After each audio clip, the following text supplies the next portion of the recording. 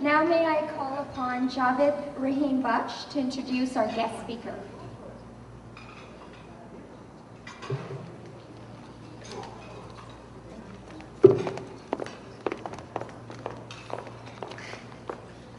Good evening, Assalamu alaikum. It's my pleasure to introduce our chief guest and the keynote speaker for the evening. He is a career diplomat with a diverse experience of serving Pakistan abroad for over 22 years in India, in Saudi Arabia, Burma, and Norway. He holds a master's degree in international politics from Johns Hopkins University in the USA. He is a published commentator on foreign policy and public issues.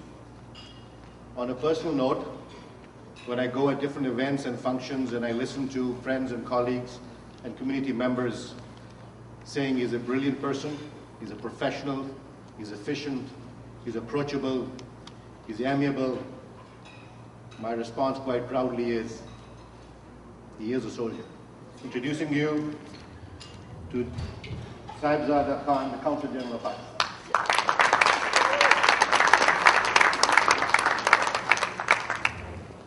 Thank you, sir. Ladies and gentlemen, I'm here to bore you for the next 10 to 12 minutes, so please bear with me. Bismillahirrahmanirrahim. Ladies and gentlemen, Major Speedy, our SPAFO as we say, the senior most Pakistan Armed Forces officer, members of the valiant Armed Forces of Pakistan, Assalamu alaikum and good evening to all of you. I am PA 22163. I am PA 22163, Captain Sahebzada Ahmed Khan, an Armored Corps officer from 6 Lancers.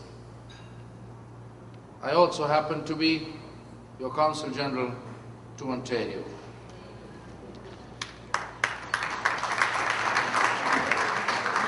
Thank you very much.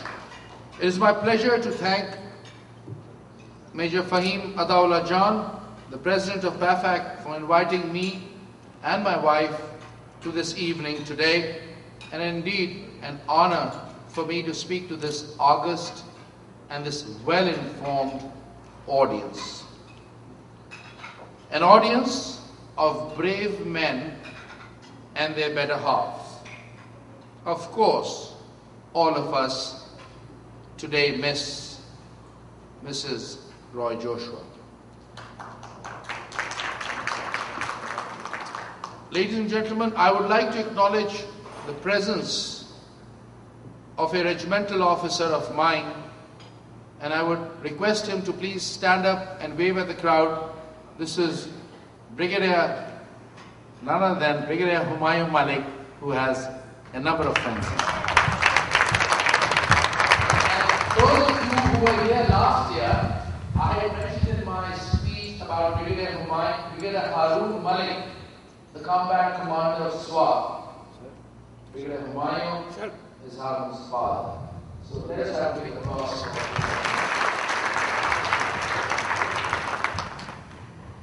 Ladies and gentlemen, I don't know what you want to hear. But if you want to hear about back home and wait for dinner, I'm prepared to call a spade a spade. So what we'll do, we'll talk for about 10-12 minutes, and the moment I see that you people are getting bored, I'll stop talking. Alright? So that's the deal. As long as I'm talking, you must have read Macbeth. He says, lend me your ears. So please lend me your ears. Pakistan today, as you all know, is beset with many a challenge today. And the top 4 challenges that Pakistan today has is first, the rise and continuation of terrorism and extremism. The second is the weakening of state institutions over the years. The third is the ailing economy. And fourth, of course, unfortunately, are the ravaging floods that are hitting Pakistan. I would like to talk about and a bit about all 4 of these things. As you know, as the sequel of war keeps going on in and around Pakistan, the United States in the last 2 years has had over 100 drone attacks into Pakistani territory. Whether it is with or without our consent, that is a debatable point. But the mere fact that these drones attack our tribal areas and there is collateral damage, we have been telling the United States that these are your short-term tactical gains, but a long-term strategic loss. Because after each drone attack, ladies and gentlemen, there is an automatic recruitment for Al-Qaeda. I hope they understand this.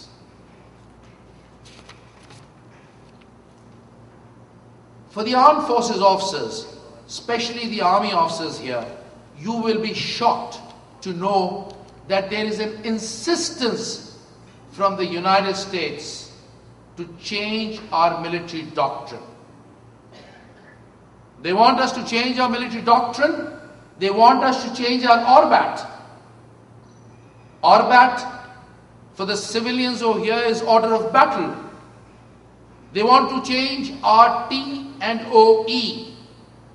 Is there anyone here in the audience who can stand up and tell me what does T and OE stand for? Yes, the table of organization and equipment. They want to reform us, reorganize us into small battle groups. Into small battle groups, a battalion plus.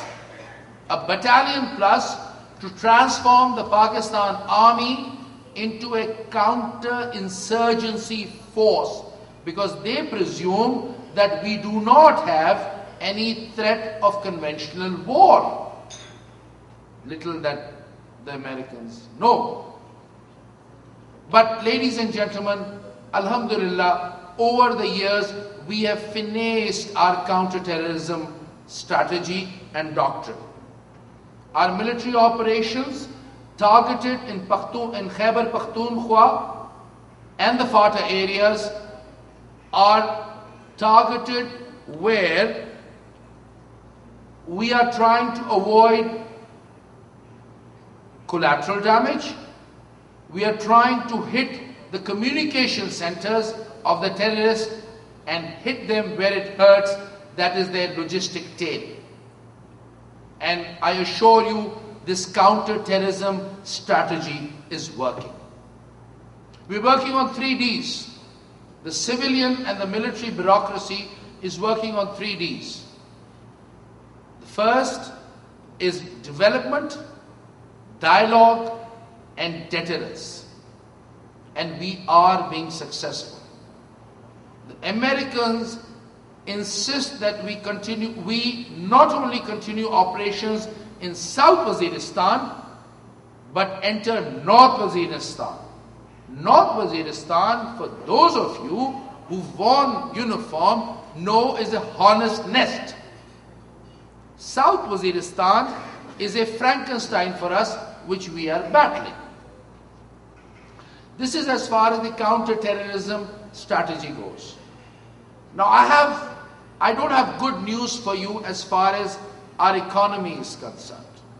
So what I'll do is, instead of trying to convince you how bad our economy is going, I'm going to quickly rattle through what has been written here. The economy has been facing mounting pressures from rising inflation, food prices, acute power shortages, slowdown in manufacturing and servicing sectors, sharp increase in interest rates, and widening current deficits. The factors like deteriorating internal security, political tensions, especially after the court judgment of the NRO, are all swelling pressures on Pakistan's fiscal framework. Do you know Pakistan's inflation rate today is 24% and rising by the minute? The purchasing power of an average Pakistani has suffered a calamitous curtailment. The rupee, ladies and gentlemen, has shed a quarter in the last 2 years. The gap between the peak supply and demand of electricity is 5,000 megawatts. This is where our economy is.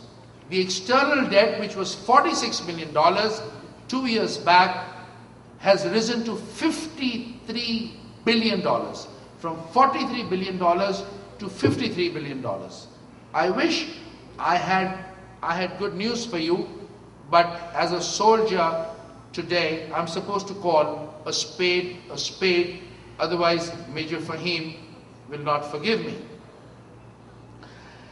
Ladies and gentlemen, while all this was going on in Pakistan, about 6 weeks back, we have been struck by these ravaging floods.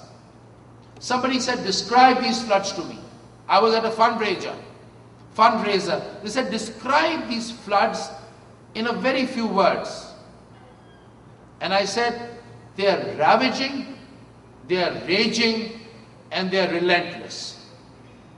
So whenever you think of the floods, the 3 R's: ravaging, raging, and relentless. I will tell you not about the damage that the floods have done, because that you always see on the television every day. I will tell you the future impact of these floods. And I'm very happy we're doing a bit of a fundraising today as well, as I have been told. Fortunately enough, the government of Pakistan has made a National Oversight Disaster Management Council. Now this council is going to oversee the work of Lieutenant General Nadeem, who heads the NDMA, and hopefully issues of transparency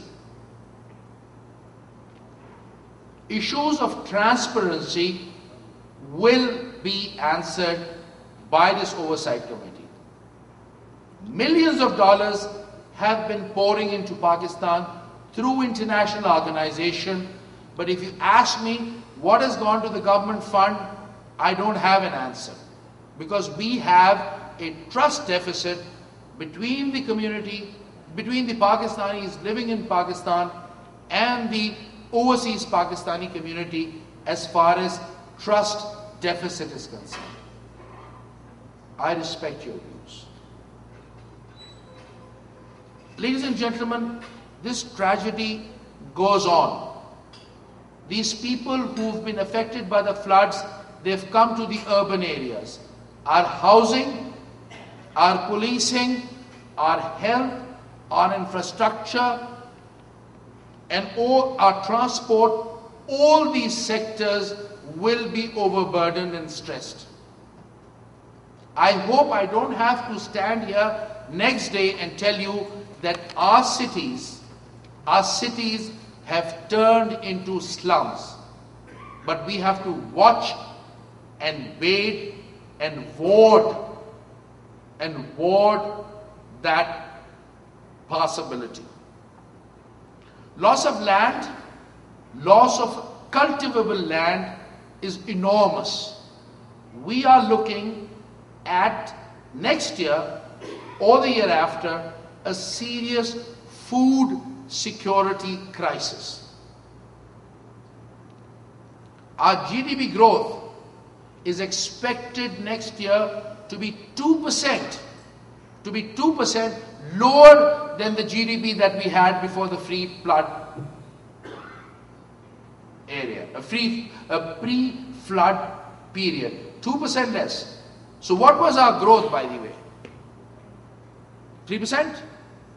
So if it's going to be 2% less, what growth are we looking at? This is where the economy stands. By November, the Asian Development Bank and the World Bank will do their DNA. DNA is a terminology which says damage needs assessment. So end of November, we will know how much we've been affected by these floods, the disaster assessment. So then is when we can talk of reconstruction and rehabilitation. But I hope, and I'm sure all of you hope, that the people of Pakistan will brave this storm. A few words on the foreign policy of Pakistan, because that was the mandate given to me by our president of the PAFAC. I remember when we were in PMA, there used to be a class. There used to be a class in our times called NIA, National and International Affairs. The acronym for the cadets was NIA, Neend Aayi Hai. And we used to sleep. For those of you, especially the civilians, our respected civilian guests who are here, if you want to doze for the next 8-9 minutes, I will not mind. But I just want to tell you that foreign policy is an extension of the domestic policy, your domestic strengths and weaknesses. So as a Pakistani diplomat, ladies and gentlemen, every day I have to defend the indefensible. I have to justify the unjustifiable. But then again, all of us are Pakistanis and we shall survive. So what I've done today is I've curtailed this talk so that we don't have dozers here. China. I'll just touch upon a few neighbors of Pakistan just to speed you up. Because I'm sure with all what's happening in Toronto and Canada, you've not been able to keep yourself up with the Pakistan's foreign policy approach. China. You know our relations with China. I will say only in a sentence, and I'm sure you'll understand. I'll say, we are hopeful that China will bolster our civilian nuclear capacity. I would like to talk about Afghanistan. Ladies and gentlemen, Pakistan has always advocated that there is no military solution of Afghanistan. A solution that has been imported from thousands of miles will not be applicable to Afghanistan. Yes, if you ask us, we want a Pakistan-friendly government in Afghanistan. We are supporting Afghanistan financially, we are developing the infrastructure, but we will not accept any kind of a cross-border intervention into Pakistan, whether it's socio or economic or military. I am happy I am speaking to a well-informed crowd, a well-informed audience. I do not have to take you into the historical perspective. But yes, all of us wore uniform. And Major Fahim today said that he would like to welcome 2 serving officers. Sir, I disagree to that. I think all of us today are serving officers. My father, a 6th Lancer officer, his regiment to which I was commissioned, once said that old soldiers never retire. Old and good soldiers never retire. They always serve in their memories. So ladies and gentlemen, when you walk away from this evening, please remember, all of you are serving officers and you come under either the Pakistan Army Act or the Pakistan Air Force Act or the Pakistan Navy Act. Your conduct in this country should be impeccable as a serving officer of Pakistan.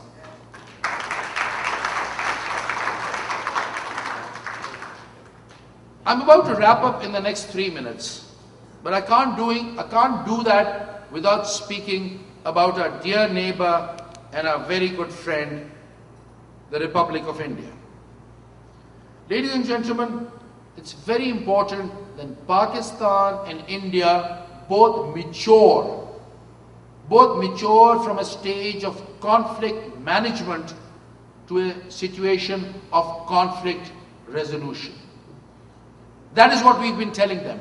But unfortunately, we've suggested to them, and India has not been receptive to Pakistan's proposal, and I will name the proposal.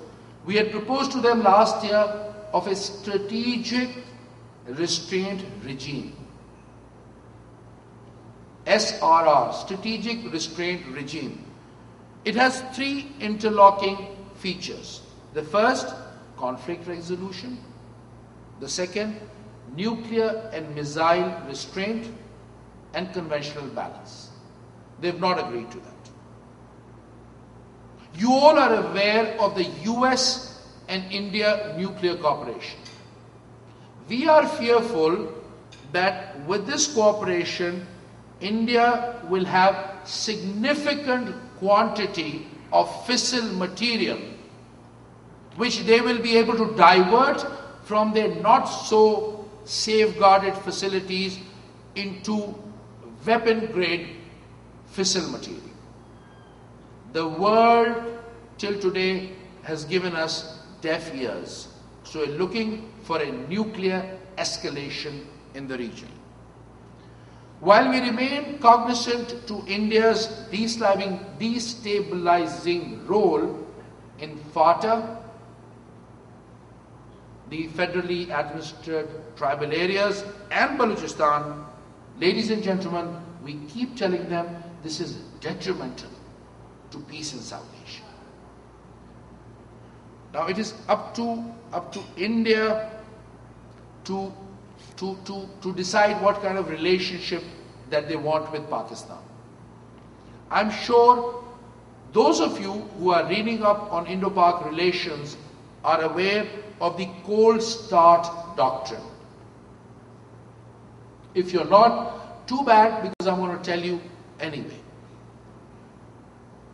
2004, the Indian generals got together. They said, let's have a cold start doctrine. Now, if I ask my friend, he doesn't have to get up. If I ask my friend, Major Tala here, what is CSD? You know what he's going to say? He's going to say, this is the canteen stores department, where I get my groceries, I get my motorbike on installments. No, CSD is cold start doctrine. 2004 it was initiated. November 2009, the Indian Chief of Staff, General Kapoor, said, we want to have these surgical strikes into Pakistan. Do you remember soon after the Mumbai incident? They wanted to have a surgical strike in Muridke.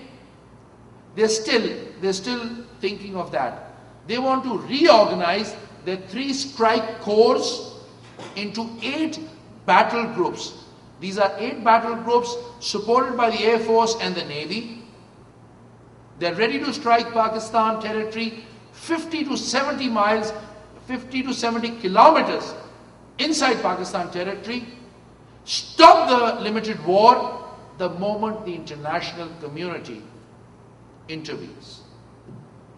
I leave it to your good judgment, ladies and gentlemen. If this happens, how will a wounded nuclear Pakistan will respond? It is a fallacy that the Indian generals are thinking. My advice to them today is to get out of this shell shock. I call it the MSS, the Mumbai shell shock. I always tell my Indian counterparts here, get out of the Mumbai shell shock and decide what kind of relationship that you want with Pakistan. Now, with all this bad news, do I have good news? I have good hope for you, ladies and gentlemen. Please do not lose hope.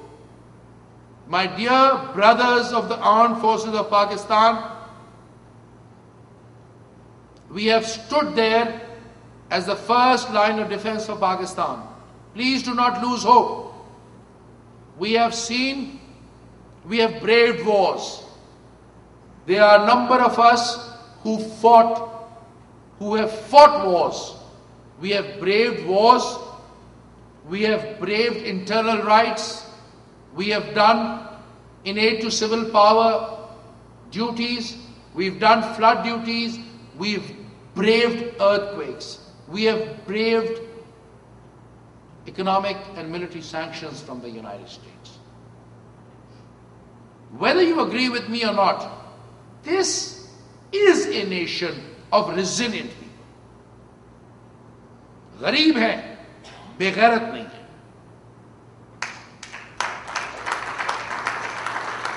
This is a nation of resilient people.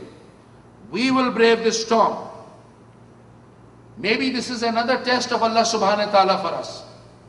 Maybe Allah subhanahu wa ta'ala wanted to tell us something in 2005 at the earthquake. He's again knocked on our door and said, Samal jao. Samal jao, apne kirdar durust karo. तुम्हारे किरदार और तुम्हारे गुफ्तार दोनों में तफरीक है. I hope and I pray, and so do you, that people who matter in Pakistan will take Pakistan more seriously. इसलिए कि major Roy Joshua, Pakistan हमारा मुल्क नहीं, पाकिस्तान हमारी माँ है. And I hope that people who are in charge of looking after our Ma deliver.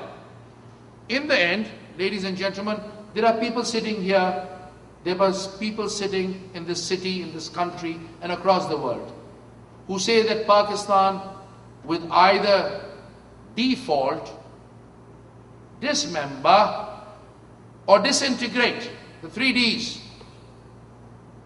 My blunt answer to them is, how is it possible?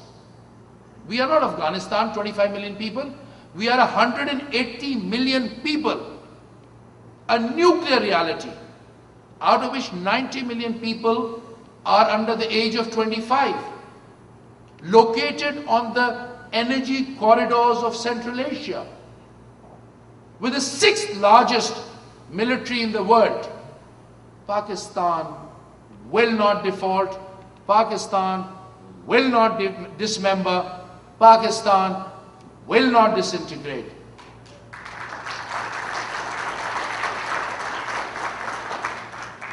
These clouds of war, these clouds of inefficiency, and these clouds of rain will all recede, ladies and gentlemen.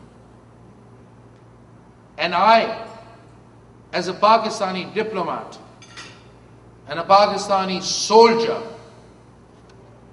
assure you, and I will express my feelings to you in the end by saying, and I need you here, उस कौम की सरहद को कोई छू नहीं सकता. Do you feel it? Do you feel, आप फील कर रहे हैं, आपके ये रोंगटे खड़े हो रहे हैं? उस कौम की सरहद को कोई छू नहीं सकता जिस कौम की सरहद की मुहाफिज हो ये आंखें. सो जाओ अजीजों, सो जाओ अजीजों, कि फसीलों पे हर एक सिम हम जिंदा और बेदार खड़े हैं. Thank you very much, ladies and gentlemen.